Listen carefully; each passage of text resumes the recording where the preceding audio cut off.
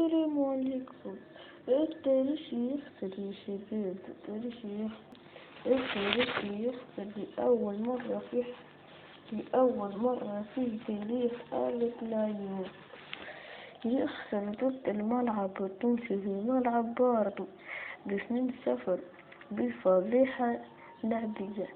التاريخ اليوم ما كدش روحه، وإن شاء الله الجاي ما خسرت التاريخ أخيرا. هذا الذي أتمنى دوري. اليوم الترجي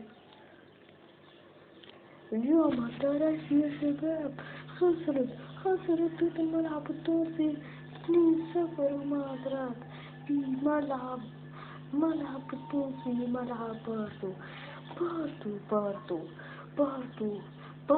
ثم ما أدراك بباردو. يا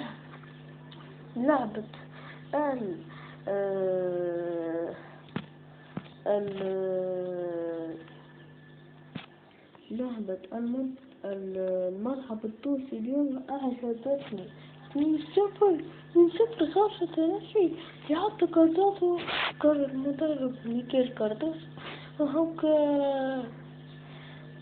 متغشش مشافاه.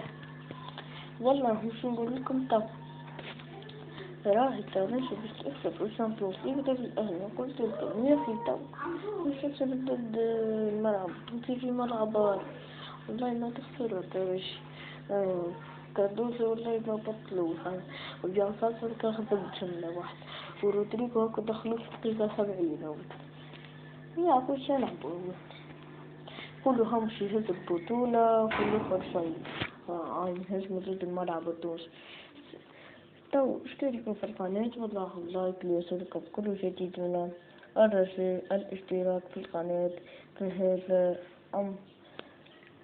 فهذا فضلا وليس أمرا. اشتركوا في القناة وضعوا لايك.